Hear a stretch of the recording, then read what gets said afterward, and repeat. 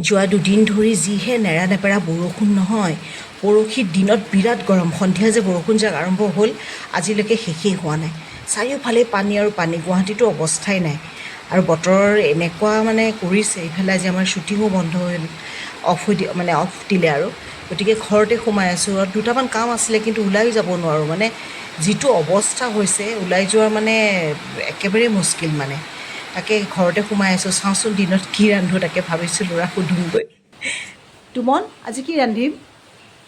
আজি বতৰটো দেখিছাই কিমান ডাৱৰীয়া হয়নে? বিৰিয়ানীকে খাওঁ নেকি আজি। বৰষুণ দি আছে কিন্তু। বজাৰ কোনে কৰিব এই বৰষুণত? মই কৰিম। আচ্ছা, তুমি? আচ্ছা বৰষুণ দিয়ক ধুমুহা দিয়ক, বিৰিয়ানী ক'লে বিৰিয়ানী খাব মন থাকিলে খাবই লাগিব। আচ্ছা আচ্ছা, অ'কে ঠিক আছে দিয়া। বিৰিয়ানী খোৱাৰ আশাতে ল'ৰাই এই বৰষুণত ছাতিটোলৈ ওলাই গৈছে বজাৰ কৰিবলৈ। ওচৰতে আমাৰ একেবাৰে বাৰু মাছ মাংস পায়। আজি এটলিষ্ট মানে মাংসৰ দোকানখন খোলা আছিলে, সি চিকেন লৈ পেলাই আহিছে, গোটেইটো জুৰুলা জুপুৰি হৈ পেলাই অৱস্থা নাই। মানে পেণ্টটো, দীঘল পেণ্টটো কুচাই লৈছিলে, এটা ছাইড সেইকাৰণে কোচ খাই আছে, এটা ছাইড দীঘল হৈ আছে। তাতে ভিডিঅ' মানে মই কৰি থকা দেখিছোঁ যে সি মানে সাংঘাতিক নাৰ্ভাছ হয়, বিৰাট লাজ কৰে মানে কেমেৰা আগত আহিবলৈ বিৰাট বেয়া পায় সি। গতিকে বিৰাট নাৰ্ভাছ ফিল কৰিছে, মই গম পাইছোঁ বাৰু। গতিকে সি বজাৰ চজাৰ কৰি আনিলে, এতিয়া ৰান্ধোগৈ আৰু। চিকেনখিনি ভালকৈ ধুই পেলাই নিমখ হালধি অকণমান জলকীয়াৰ গুড়ি আৰু বিৰিয়ানী মছলা অকণমান দি দিছোঁ। আৰু লগত মানে এই মছলাবিধ মই ঘৰতে বনাই থৈ দিওঁ। এইটো বিশেষ একো নাই আৰু, এই জিৰা জালুক কিবা ধনিয়া চনিয়া এনেকৈ দি পেলাই অকণ মিলাই পেলাই এটা গৰম মছলা নিচিনা বনাই থৈ দিওঁ। সেইটো আৰু অকণমান জালুকৰ গুড়িও দিলোঁ, বতৰটো যিহেতু ঠাণ্ডা, আৰু লগত দিলোঁ এই দৈ দি পেলাই এইখিনি ভালকৈ এতিয়া মাখি পেলাই থৈ দিব লাগিব।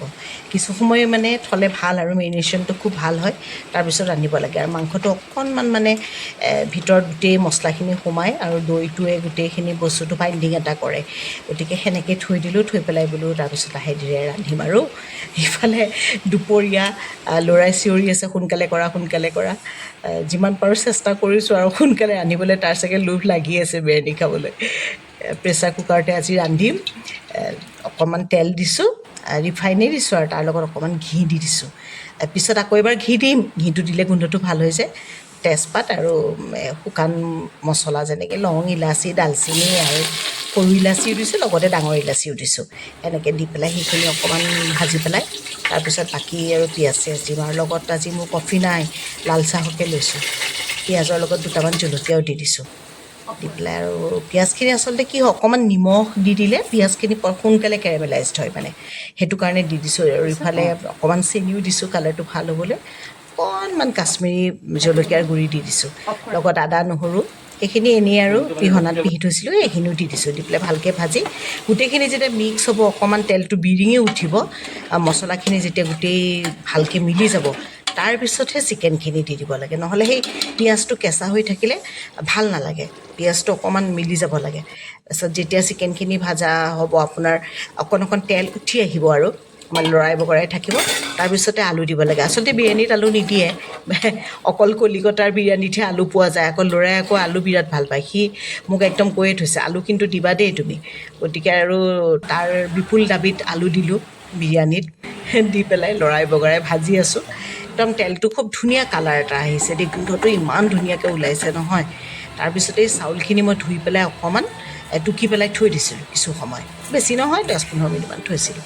সেইখিনি চাউল এতিয়া দি দিলোঁ ইয়াতে, দি পেলাই এতিয়া ভালকৈ লৰাই বগৰাই হেৰি কৰিবলৈ। আচলতে বিৰিয়ানীত মূল কথাটো হ'ল এই পানীখিনি যাতে সঠিকভাৱে হয়, সেইটোৱে ডাঙৰ কথা। কিন্তু মই বৰ বেছি এক্সপাৰ্ট নহয়, মই একো নাজানো দেই ৰান্ধিবলৈ।